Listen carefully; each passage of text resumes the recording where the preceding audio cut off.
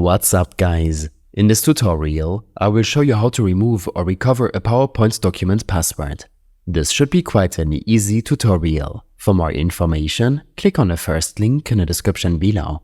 Forgetting the password to a PowerPoint file is a frustrating experience. The first step is to download the PassFab for PowerPoint application. There will be a link in the description for easy access. Head over to the PassFab for PowerPoint webpage.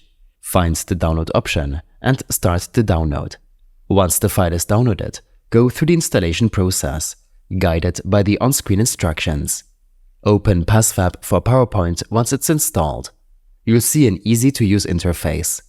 Click on Add to upload the PowerPoint document you can't access. PassFab for PowerPoint provides several recovery methods, including dictionary attack, brute force with mask attack, and brute force attack. Each method is tailored for different scenarios, so pick the one that matches your situation best. If you have some ideas about what your password might be, you can customize the recovery process to be more efficient.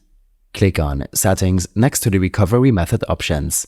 Here, you can set parameters like the password's length, character sets, and any possible prefixes or suffixes. Fine-tuning these settings can significantly speed up the recovery process.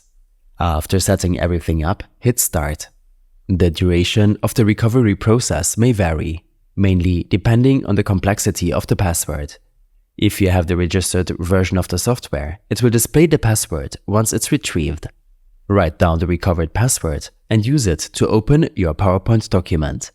Now, before you go, know that you must always use such tool responsibly and legally. Make sure you're trying to access a file that you're legally entitled to. These steps and more information will be available in my extensive guide linked in the description below. I hope this helped you out. Leave a comment if you have any questions and see you in the next one.